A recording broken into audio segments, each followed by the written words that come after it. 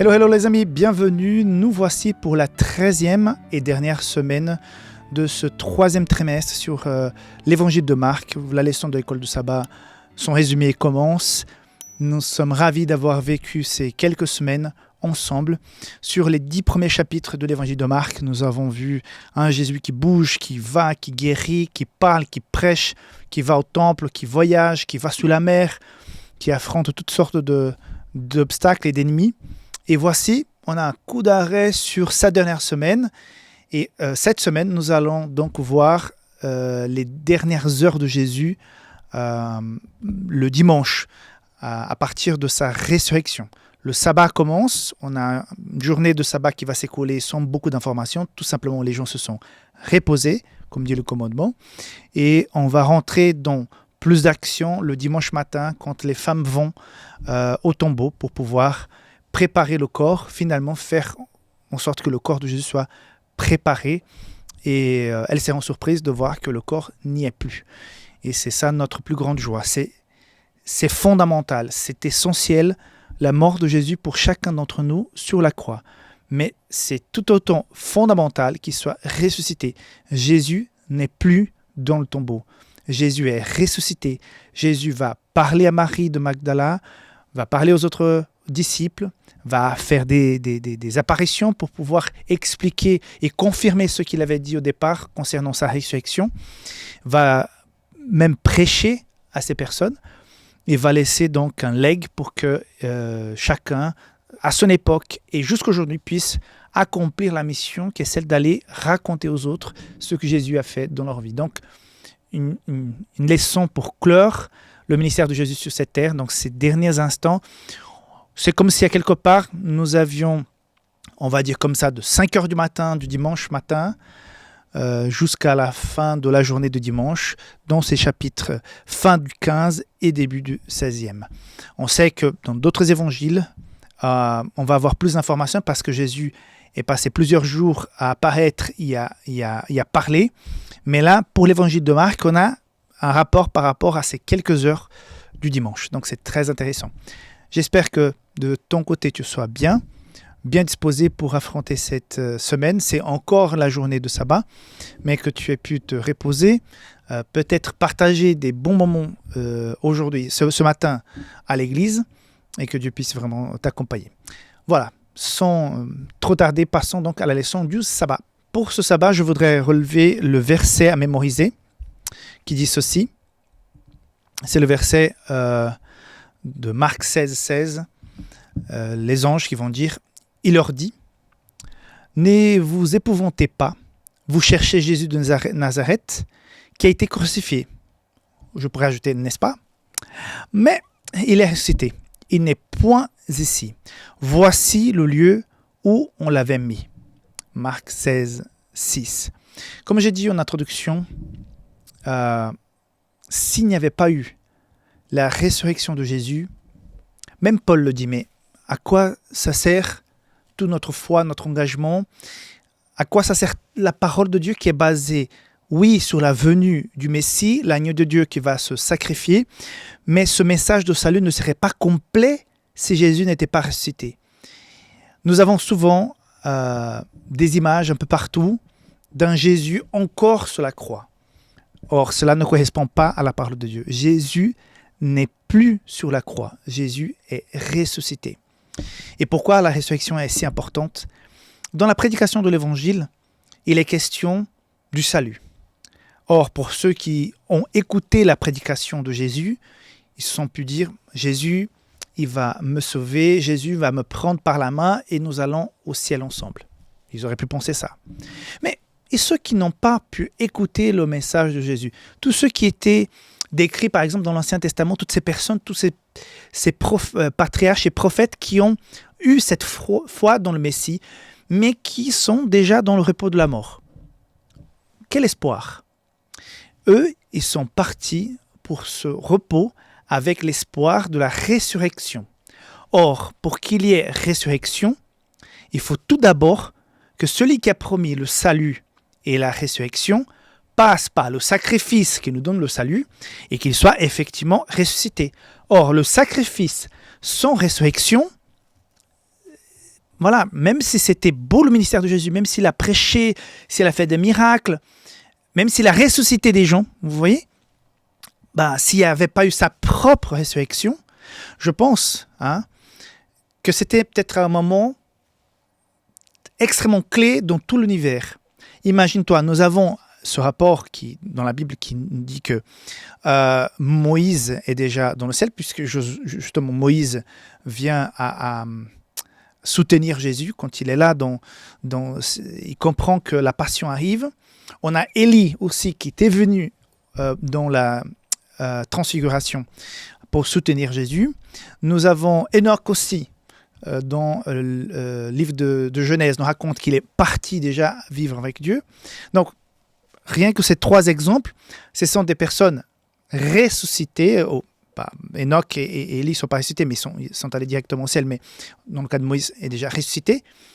Mais leur présence au ciel était à quelque part connectée à la future résurrection, à l'accomplissement de la mission de Jésus. Or, Jésus est mort le vendredi, en fin de journée avant le coucher du soleil. Il y a la journée de sabbat. Et voilà, c'est quelques heures du début du dimanche. Je ne sais pas à quelle heure les femmes se sont déplacées, mais avant son déplacement, Jésus était déjà ressuscité. Quelques heures après le coucher du soleil du sabbat, donc il y a ce tremblement de terre, il y a cette pierre, il y a ces soldats qui sont surpris, et Jésus qui sort par cette puissance de la résurrection. Parce que voilà, c'est accompli son sacrifice, et Dieu l'appelle, il va ressusciter. C'est cette résurrection que je pense qui était pour ceux qui étaient déjà au ciel, donc Enoch, Élie, Moïse, qui disent « Enfin, on a notre place garantie ». J'imagine, c'est des suppositions, mais c'était pas que pour ces personnes-là, pour nous aussi. Aujourd'hui, moi j'ai la foi en Jésus, mais Jésus n'est plus dans le tombeau. Jésus est passé sur la terre il y a 2000 ans. Je suis 2000 ans après Jésus, comme toi qui m'écoutes maintenant, qui me regarde. Quelle est la garantie ? La garantie, c'est la résurrection de Jésus. C'est ça qu'on va voir aussi dans cette semaine, puisque la description que Paul fait dans Corinthiens concernant la résurrection est très proche de celle qui est faite dans les évangiles. Il raconte, en fait, à quelque part, le résumé de notre plus grande espérance, la résurrection. Peut-être, comme moi, tu as déjà perdu des gens que tu appréciais, qui étaient importantes pour toi, des gens qui avaient la foi en Jésus, des gens qui te manquent. Mais qu'il est beau, qu'il est puissant de se dire « Je ne peux pas voir l'avenir, je ne peux pas juger le cœur des personnes, mais j'ai quand même le grand espoir d'un jour, si je me repose aussi dans le sommeil de la mort, de pouvoir retrouver ces personnes parce que je serai ressuscité, mais ces personnes aussi. » Ou bien si nous avons la chance de voir Jésus retourner sur cette terre, ne pas passer par cette expérience de la mort, cette première mort qui, c'est la mort, on va dire, passagère pour ceux qui ont la foi, et de pouvoir retrouver ces personnes. Je pense que le simple fait d'avoir cette espérance, ça change énormément. Je peux vous dire que j'ai déjà rencontré des gens qui sont attristés, traumatisés, marqués, parce qu'ils ont perdu des êtres extrêmement chers. Souvent un enfant, quelqu'un qui était vraiment important, et qu'il n'y ait point d'espoir. Que dans leur vie, dans leur croyance, dans leur non-croyance, tout simplement, ces personnes ont existé, y ont cessé d'exister, sans aucune explication, sans aucune espérance. C'est très très dur à porter. Donc, j'ai perdu des personnes que j'aimais et que j'aime encore. Mais de savoir que je pourrais les retrouver si je garde ma foi, si je marche avec le Seigneur, si je vais jusqu'au bout de mon engagement avec le Seigneur, et que le Seigneur, dans son jugement, parce que j'attends de rencontrer des personnes qui n'étaient pas de chrétiens extrêmement pratiquants, mais que je sais qu'il y avait la foi en Christ, et je ne peux pas juger les gens. Peut-être on peut se dire, celui qui va à l'église, celui qui est fidèle et tout, il est sauvé, machin, tout va bien. Mais comment on voit dans la parole de Dieu, on aura des surprises. Et des gens qui n'étaient pas si bons chrétiens comme nous, qui allons régulièrement à l'église, peut-être, avec leur foi, leur petite connaissance de Dieu. Ils ont vécu tout ce qu'ils pouvaient concernant les connaissances qu'ils avaient et Dieu va les juger. Et cette espérance m'anime énormément de pouvoir les retrouver. Donc, c'est tout le bien que je te souhaite et que je me souhaite, que nous puissions toujours garder cette espérance parce que c'est le plus beau cadeau qu'on puisse avoir face au péché, à la mort, à la souffrance que nous avons sur cette terre. Nous allons rencontrer Jésus. Soit nous serons vivants lors de son retour, soit nous allons passer par cette expérience de sommeil de la mort, mais nous serons réveillés parce que Jésus lui-même s'est levé de la mort pour la vie éternelle. Il va ramener tous ceux qui croient en lui aussi pour la vie éternelle. Que Dieu te bénisse. Je te souhaite une très très belle semaine et on se voit demain pour la suite. Bye bye.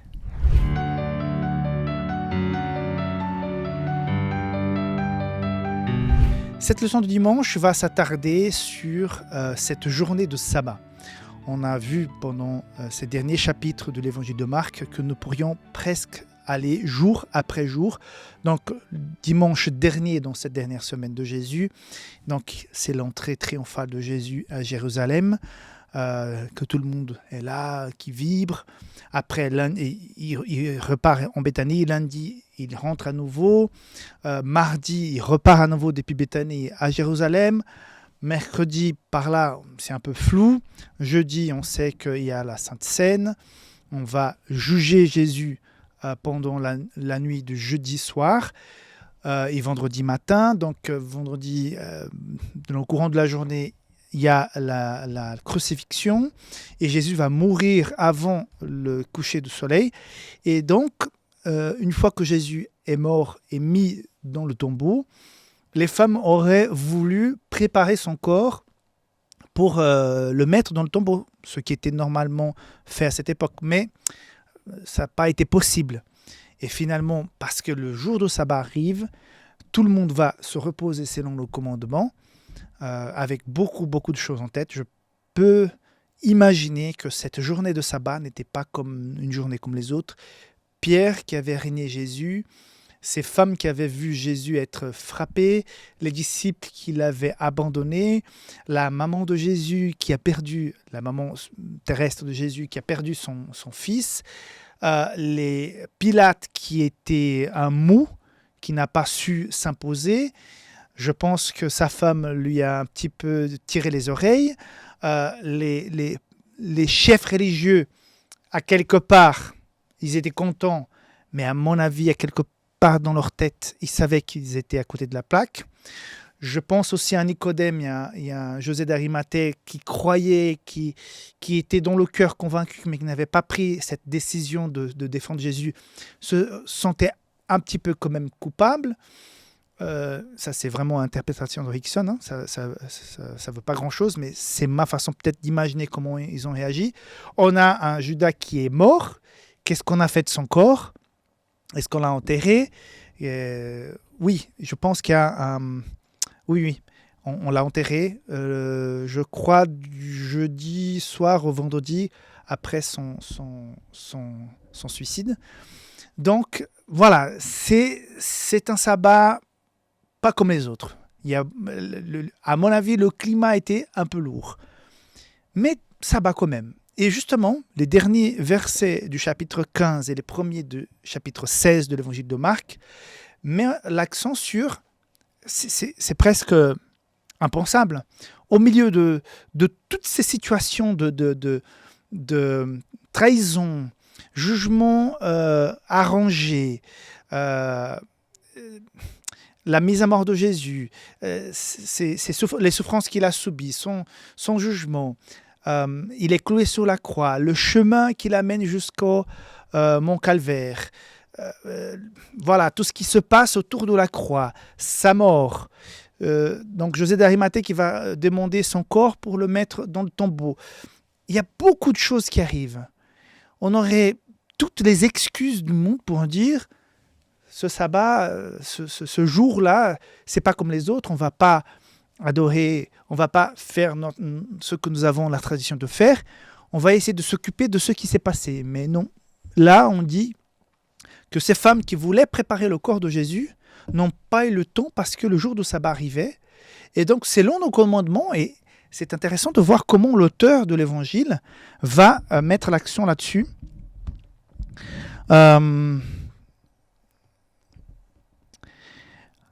Et Joseph, ayant acheté un linceau, descendit Jésus de la croix, l'enveloppa du linceau et le déposa dans un sépulcre taillé dans le roc. Puis il roula une pierre à l'entrée du sépulcre.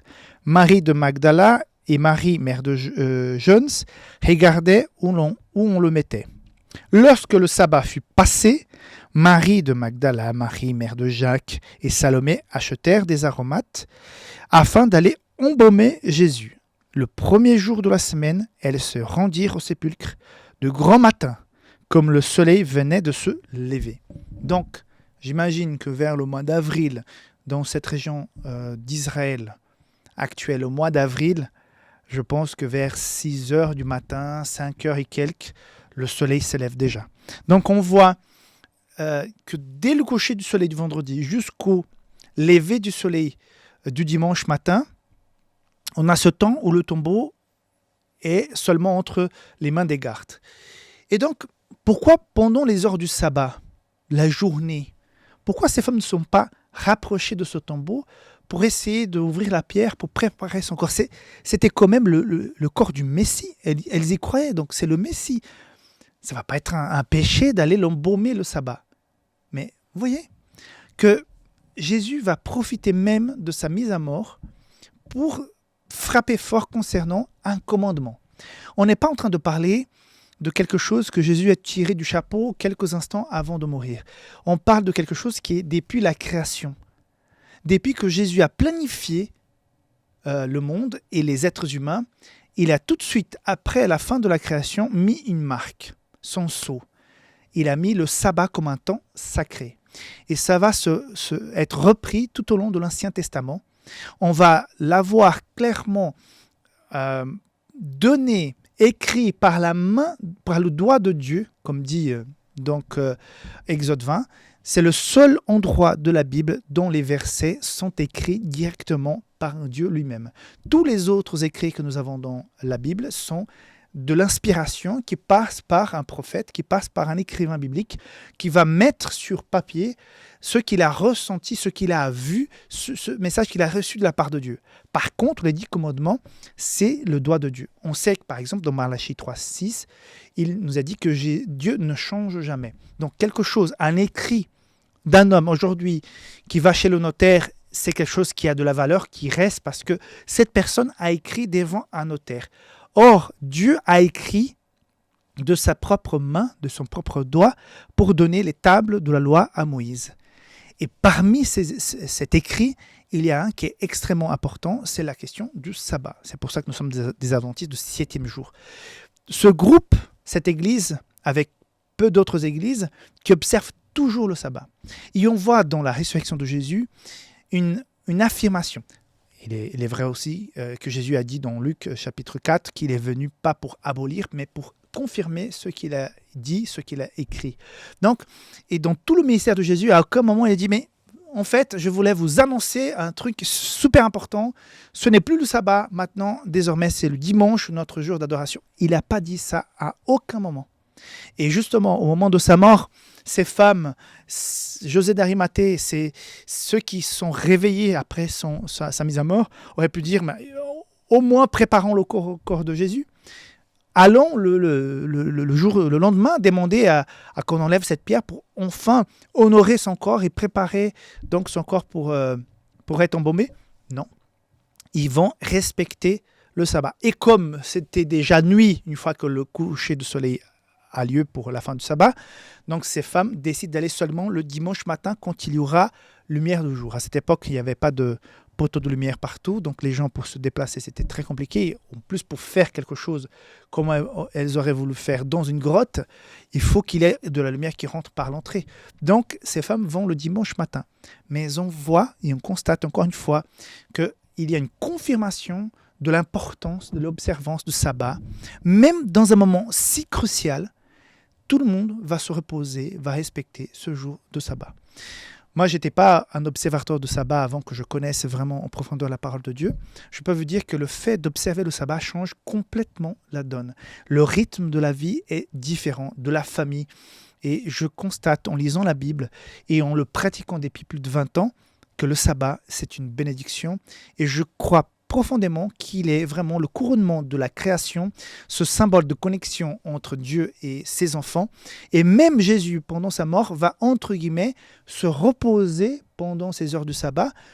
Et on voit qu'il y a une grande importance qui est accordée à ça pour qu'encore une fois, on comprenne qu'il ne faut pas le prendre à la légère. Et je vois dans la pratique aujourd'hui que nous avons cette tendance à dire que le sabbat, pas si important que ça. Certains vont faire leur course, certains vont faire d'autres choses, vont faire des négoces, certains vont perdre du temps à regarder, écouter, faire des choses qui, à mon avis, ne sont pas en relation avec l'adoration. Chacun décide pour soi. Mais une chose qui n'est pas changeable, je pense qu'on ne peut pas dire comme ça, mais qui est immuable, on ne peut pas changer le commandement. Si tu souhaites le vivre autrement, ok, mais l'idéal de Dieu pour toi et pour moi, c'est que nous puissions prendre ce jour comme un jour sacré, à avoir du temps pour lui, pour notre relation avec Dieu, pour la mission, pour l'Église, pour l'adoration, et aussi pour aider le prochain, pour faire du bien autour de nous, pour utiliser ces heures de façon à que le nom de Jésus soit exalté, sans prendre de ce temps pour notre propre intérêt, pour nos propres affaires. Voilà un message très joli, très puissant de cette journée de sabbat jusqu'au lever du jour, le dimanche matin, qui nous est donc apprise par le repos de Jésus dans la mort ce jour-là. Voilà, que Dieu te bénisse, on se voit demain pour la suite. Ok ? Bye bye.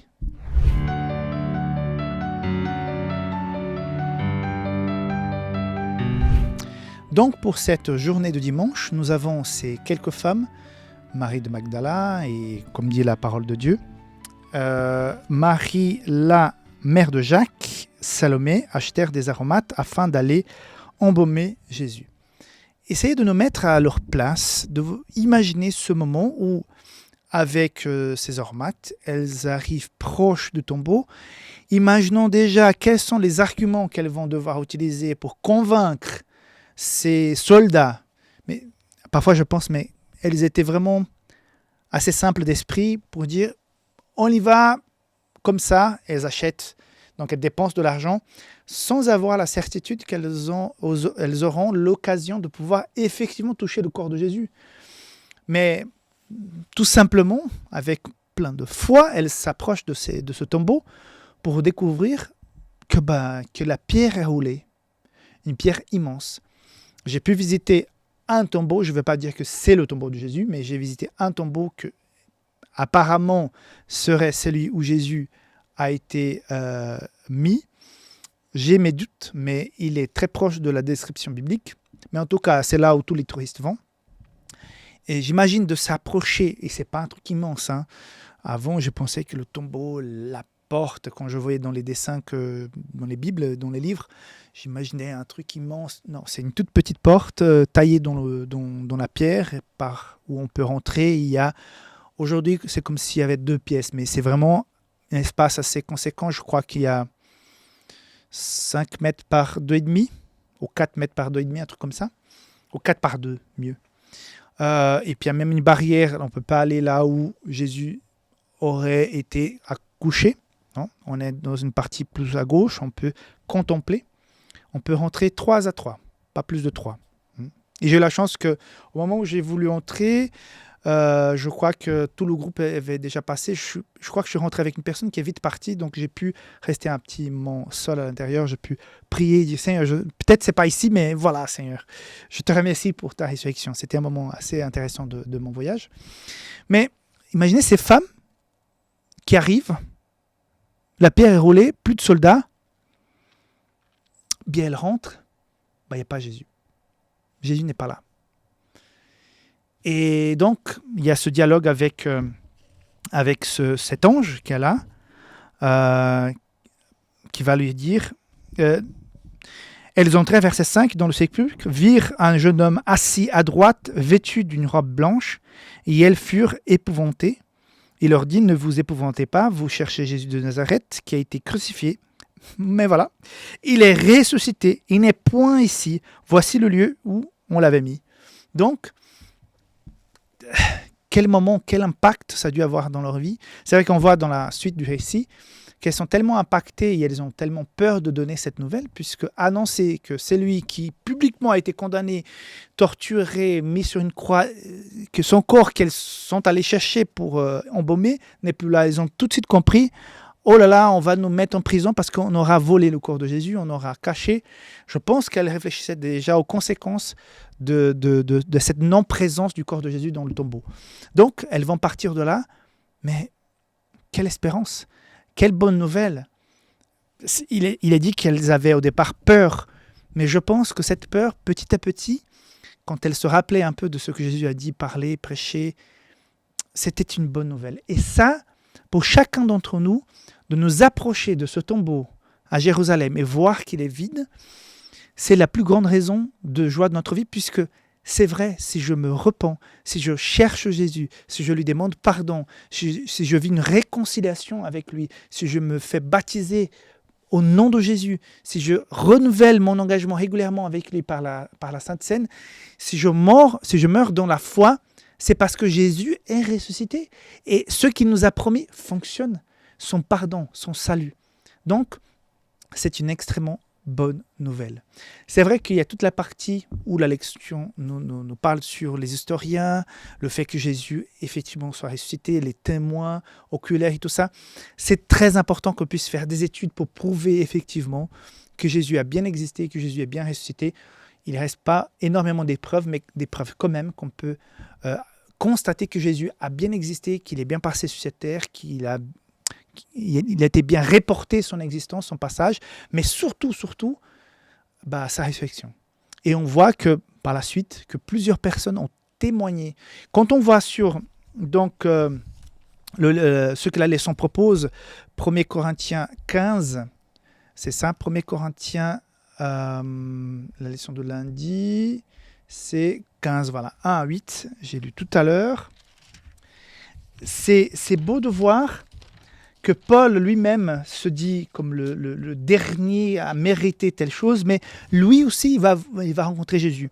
Mais ce verset qu'il est dit, verset 4, qu'il a été enseveli, qu'il est ressuscité le troisième jour, selon les Écritures, et qu'il est apparu à Céphas, puis aux 12. Ensuite, il est apparu à plus de 500 frères à la fois, dont la plupart sont encore vivants.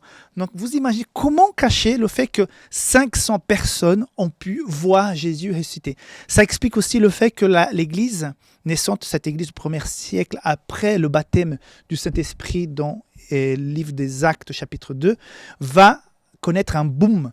Paul va même dire que dans tous les coins de la terre, les chrétiens sont arrivés, cette église du 1er siècle est arrivée avec son message de salut, que partout les gens se convertissaient, puisque si 500 personnes ont vu Jésus ressuscité, ça a eu un impact énorme. Et donc la prédication, le témoignage, c'était au départ des témoins oculaires. Ça a eu un impact énorme dans la prédication de l'évangile. Et gloire à Dieu pour la résurrection de Jésus. C'est pour ça que toi et moi, nous avons cette espérance. Jésus est ressuscité et moi aussi, si je viens à me reposer dans le sommet de la mort, je serai ressuscité par Jésus-Christ. Je vais me réveiller, le voir revenir sur les nuées du ciel pour la vie éternelle. Je peux entendre un amen? Amen. On se voit demain pour la suite. Bye bye.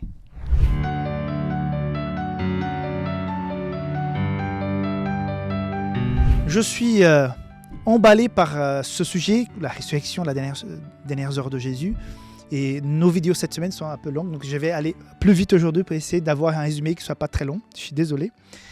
Nous sommes donc en fait avec ces femmes qui vont voir le corps de Jésus pour l'ensevelir.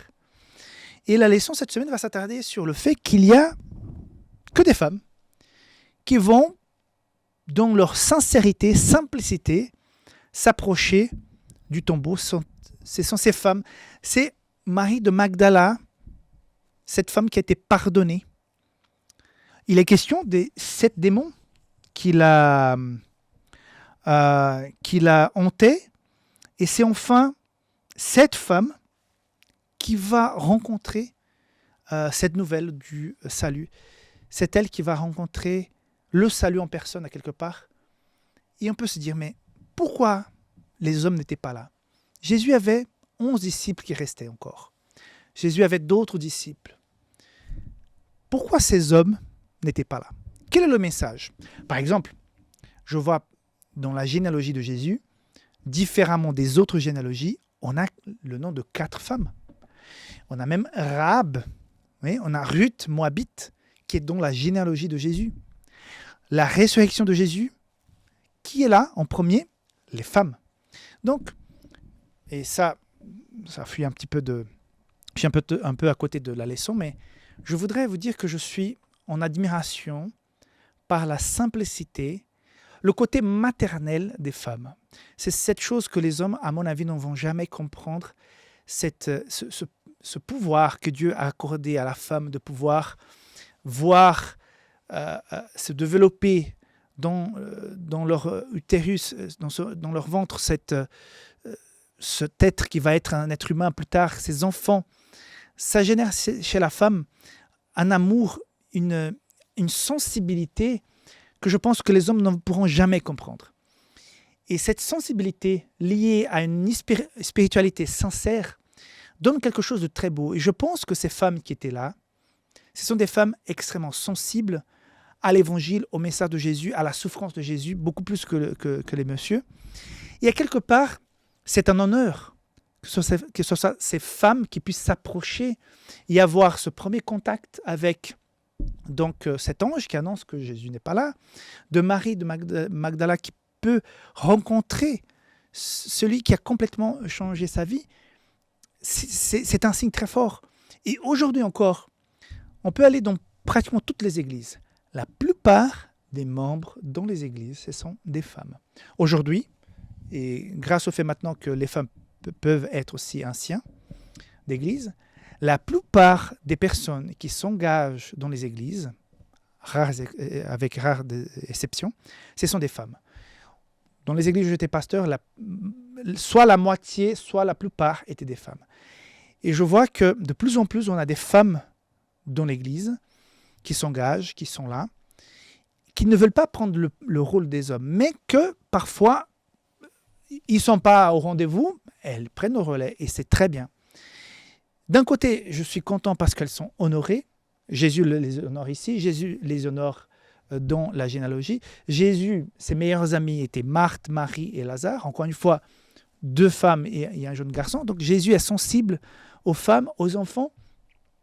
Mais en même temps, aujourd'hui encore, quand je vois dans les églises que la plupart ce sont des femmes qui sont des personnes engagées, ça m'inquiète parce que les hommes sont de plus en plus mous, moins engagés, plus occupés à rêver du monde et à ne pas avoir les pieds dans la réalité spirituelle pour dire, voilà, je suis quand même quelqu'un qui doit vivre cette spiritualité, d'apporter cette spiritualité dans la maison, d'être le pasteur de la maison. Mais si les maris, si les hommes ne font pas ce rôle-là, les femmes vont prendre le relais. Et tant mieux. Mais je constate que de plus en plus, les hommes sont mous spirituellement, sont mous dans leur rôle de père, de mari. Donc je pense que là, quelque part, c'est bien, les femmes sont honorées. Aujourd'hui, c'est bien, les églises sont remplies de femmes engagées. Mais en même temps, c'est triste. Et je pense que même les femmes se plaignent qu'il n'y a pas plus d'hommes qui viennent à l'église, qui s'engagent, qui participent. Il y a pour chaque genre une mission qui est peut-être particulière parce que pour peut-être s'approcher des hommes et leur prêcher, c'est parfois avec une sensibilité d'homme qu'on va plus facilement communiquer et dire les choses. Et tandis que pour les femmes, souvent, une femme qui vient et qui explique les choses, ça passe mieux. Mais voilà, nous sommes dans une réalité où il y a beaucoup moins d'hommes engagés et beaucoup plus de femmes. C'est bien pour les femmes, mais je suis attristé de voir qu'il y a de moins en moins de messieurs qui s'engagent. Et même quand ils sont à l'église, ils sont un peu apathiques, ils sont un peu mous. Et ça, c'est vraiment dommage. Voilà, c'est un peu en dehors du sujet, mais tout en disant quel honneur pour ces femmes de pouvoir rencontrer, être les premières à être informées de la résurrection de Jésus et de pouvoir après dire aux disciples, mais voilà, Jésus est ressuscité. Donc, Voilà, que Dieu nous bénisse, que Dieu nous accompagne, que Dieu bénisse les femmes et les hommes dans notre Église et que les hommes puissent être plus nombreux et que les femmes puissent continuer à collaborer et à nous aider comme elles font jusqu'à présent. On se voit demain. Bye bye.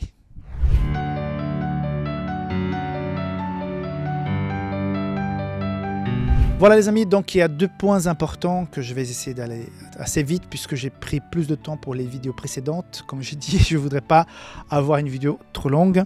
Nous avons d'une part la rencontre de Marie de Magdala avec Jésus et d'autre part dans la leçon d'aujourd'hui, le fait que les disciples ont mauvaise pub depuis l'arrestation de Jésus parce que leur comportement, leur manquement dans leur engagement qu'ils avaient rendu public vis-à-vis de Jésus, et même le manque de foi qu'ils ont par rapport à l'annonce de la résurrection de Jésus va être quelque part réprimandé. Mais nous arrêtons d'abord sur le fait que Jésus va apparaître pour Marie de Magdalène. C'est quelque chose qui me touche parce que Jésus étant ressuscité, verset 9, le matin du premier jour de la semaine, apparut d'abord à Marie de Magdala. J'ai dit Magdalène, hein? Ça c'est dans d'autres langues, Magdala. De laquelle il avait chassé 7 démons. J'ai déjà parlé de la connexion entre Marie de Béthanie, Marie de Magdala, cette femme prise en adultère. Il se peut que ce soit la même personne, peut-être 2, peut-être 3, mais il se peut justement que ce soit 2 personnes. Mais en tout cas, Marie de Magdala, qui avait 7 démons sur elle. C'est-à-dire, elle était vraiment en prise dans le péché. Pour qu'il puisse y avoir un démon qui prend les agissements de la personne, place à la raison de la personne, c'est que la personne est allée vraiment très loin. En avoir 7, c'est peut-être que la personne est allée vraiment très très très loin. Mais cette rencontre de ce cœur sincère avec Jésus va chasser 7 démons. Je me demande aujourd'hui si ces gens extrêmement mauvaises, des assassins, des tueurs en série, je n'en sais rien, toutes ces personnes qui ont une méchanceté à couper le souffle parce qu'on ne comprend pas comment cette personne peut être aussi méchante. Je me demande combien de démons sont sur cette personne. J'en sais rien. Parce qu'il y a possession et possession. Il y a la possession, la personne tombe par terre avec des cris, machin. Il y a la possession qu'on ne se rend pas compte. Même quand Pierre a dit que non, non, Jésus, ça ne va pas t'arriver. Jésus a dit, mais sors de là, démon. Ok, loin de moi, Satan. Donc, les personnes qui ne sont pas contrôlées physiquement avec des gestes, des voix par un démon, sont sur l'emprise des démons. Donc là, cette femme a été dans l'emprise de 7 démons. Jésus va la libérer et c'est elle qui va rencontrer Jésus en premier après sa résurrection.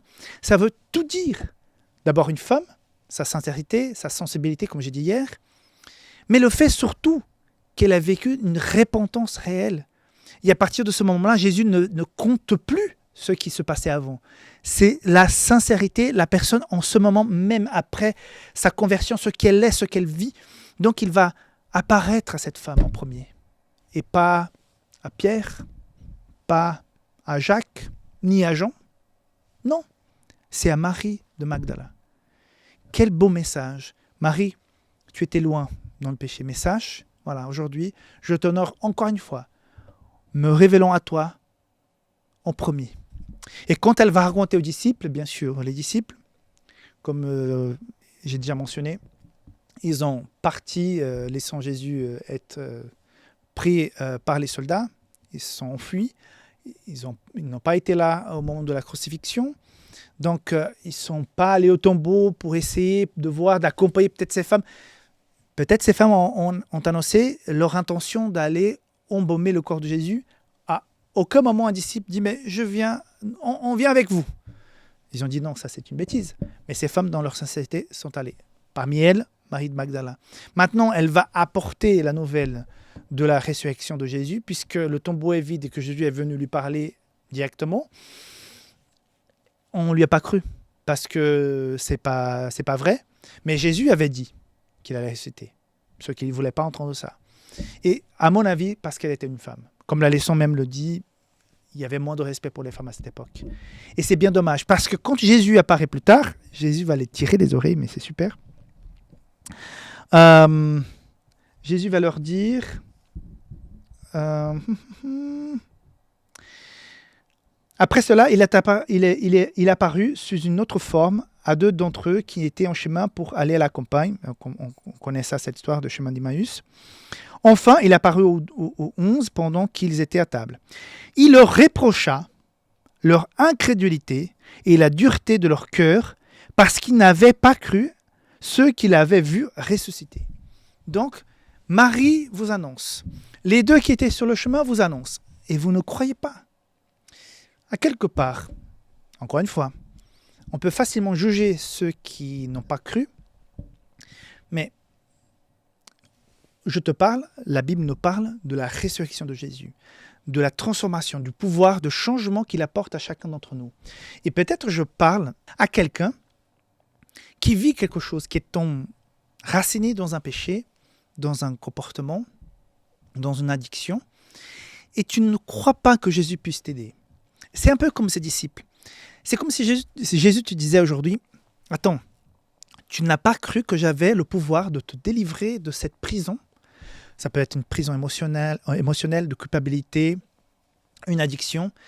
Jésus nous a promis la puissance, la force selon nos besoins. Nous n'aurons jamais des épreuves au-delà de sa capacité de nous aider à sortir de ces épreuves, de ces pièges. Donc, c'est facile de juger les disciples aujourd'hui en disant pourquoi ils n'ont pas cru, parce que Jésus est effectivement ressuscité et ces gens sont venus donner un rapport, mais ils n'ont pas cru. Ok, mais est-ce qu'on ne fait pas pareil quand on est dans l'emprise de quelque chose et on ne croit pas, on ne le met pas en pratique cette foi qui peut nous délivrer du péché et nous ramener au salut en Jésus-Christ. Donc, si jamais tu vis quelque chose où tu es emprisonné de quelque chose, je t'invite fortement à laisser ces choses de côté, tout en tenant la main de Jésus, en disant « Seigneur, je t'appartiens, viens, change-moi, change ma vie, transforme mon cœur pour que je puisse être délivré de cette emprise. » C'est ça, quelque part, la praticité de l'Évangile. Jésus souhaite ressusciter aujourd'hui dans ton cœur. Que Dieu te bénisse, que tu puisses y réfléchir et on se voit demain. Bye.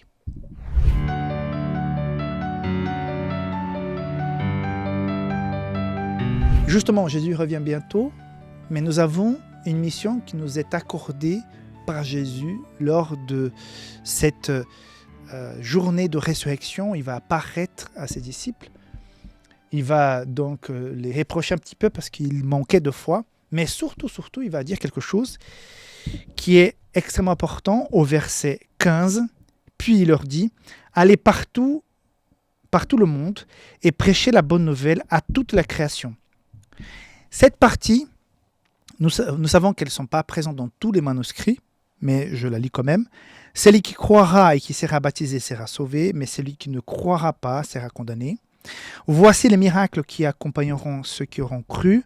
En mon nom, ils chasseront des démons, ils parleront des nouvelles langues. » J'ai lu le commentaire messianique sur ces versets. C'est effectivement parler une langue inconnue. Ce n'est pas seulement le don de parler, d'apprendre une nouvelle langue, comme par exemple le français, ce n'est pas ma langue maternelle. J'ai appris à parler cette langue depuis adulte et je vous parle en français, même avec mon accent, mais je vous parle quand même en français. Mais là, il est en train de dire parler une nouvelle langue inconnue. Ils saisiront des serpents, ils boivent quelques breuvages mortels, il ne leur fera point de mal, ils imposeront les mains aux malades et les malades seront guéris. Donc une promesse de puissance spirituelle, d'un boom dans le témoignage pour que son Église soit réveillée. Et c'est ça la mission que Jésus avait pour cette première Église, l'Église primitive, qui a, comme j'ai déjà mentionné hier, qui a révolutionné un peu son époque. Paul va nous dire que partout, presque partout, l'Évangile est arrivé et tout le monde a entendu parler du christianisme. Les chrétiens sont nés. Et ce message a changé l'histoire. Aujourd'hui, nous sommes en 2024 parce que ça fait plus ou moins 24 ans que Jésus est né. Nous avons la venue de Jésus a changé l'histoire, a marqué tellement l'histoire que même la datation actuelle est en rapport à la venue de Jésus. Donc, c'est un événement majeur. Par contre, il y a un autre événement qui sera encore plus grand, qui sera son retour. Et Jésus nous dit, allez prêcher, allez parler. Et c'est l'appel que je te fais dans cette journée, dans cette leçon. pour que tu puisses participer de cette mission. Parce que recevoir le baptême, accepter Jésus dans sa vie, participer à l'église, donner, rendre la dîme, s'engager dans la mission, dans l'humanitaire, tout est super. Ça, c'est ça qu'il faut faire. Par contre, si nous faisons cela et nous n'annonçons pas dans notre façon de vivre, dans notre prédication, dans notre engagement, que Jésus revient, que Jésus a changé notre vie, si nous prêchons seulement en interne, si nous donnons pour le service seulement en interne et que nous n'allons pas à l'extérieur des murs de nos églises prêcher cette bonne nouvelle, à quoi bon tout ça? Nous sommes invités à être des missionnaires, des témoins, partout où on est. Tout d'abord, dans notre propre famille, avec nos voisins. J'ai particulièrement en ce moment une expérience avec mes voisins en Espagne. Ils sont allés pour la première fois sabbat dernier à l'église et c'était une belle expérience. J'étais super content de, pour la première fois, pouvoir accompagner des voisins à moi, où j'habite depuis 2 ans, à l'église une première fois. À quelque part, nous accomplissons la mission. Parce que si un jour quelqu'un ne m'avait pas annoncé l'évangile, n'avait pas témoigné, en l'occurrence c'était un professeur, qui m'a témoigné de sa foi, je ne serais pas là aujourd'hui. Alors je ne voudrais pas que ça s'arrête chez moi. Je ne voudrais pas que je n'ai pas une descendance spirituelle. Quand des couples décident de ne pas avoir d'enfants, ils vont vieillir, ils vont s'apercevoir qu'ils sont seuls, les amis commencent aussi à décéder, les parents ne sont plus là, il n'y a pas d'enfants, peut-être neveux nièces qui sont vraiment occupés, et tu vieillis et tu ne vois pas de descendance, et il n'y a personne autour de toi. Et je ne voudrais pas vieillir spirituellement et ne voir pas ma descendance. C'est tellement réconfortant, pas réconfortant, mais je crois que c'est l'une des choses qui me font le plus plaisir, c'est quand on rencontre quelqu'un qui me dit « Rickson, pasteur, merci parce que tu m'as accompagné, merci parce que tu m'as présenté l'évangile, merci parce que grâce à ce travail qui a été fait, voilà, je suis membre de l'église. » Une fois, quelqu'un je visitais en prison régulièrement, on donnait des études bibliques, 2-3 ans après, j'étais dans un autre pays, il m'appelle pour dire merci parce que je suis aujourd'hui dans l'église, je suis engagé, on m'appelle même pour collaborer en tant que diacre. Dieu soit loué. Je souhaite ça pour chacun d'entre nous, qu'on nous puissions avoir une descendance spirituelle. C'est ça l'appel que Jésus nous fait. Donc aujourd'hui, en résumé, c'est ça. Qu'est-ce que tu es en train de faire? Qu'est-ce que nous sommes en train de faire pour partager cet évangile avec d'autres personnes? Notre façon de parler, notre façon d'agir, un livre qu'on va donner, une invitation pour une activité, participer à un projet humanitaire pour que les gens puissent voir, mais c'est pas que l'église, mais c'est aussi l'humanitaire. Inviter un groupe de maison, que sais-je, mais vis-toi un ministère que Dieu t'aura montré pour que tu puisses aller et prêcher cet évangile là où tu es. Il y en a qui partent à l'étranger pour être missionnaires. Il y a d'autres qui sont appelés être missionnaires là où ils vivent. Peu importe, mais que chacun puisse vivre la mission. C'est tout le bien que je te souhaite. Que Dieu te bénisse, que tu puisses avoir vraiment une bonne préparation pour le sabbat qui s'approche. Et on se revoit pour la suite et la conclusion de la leçon. Bye bye.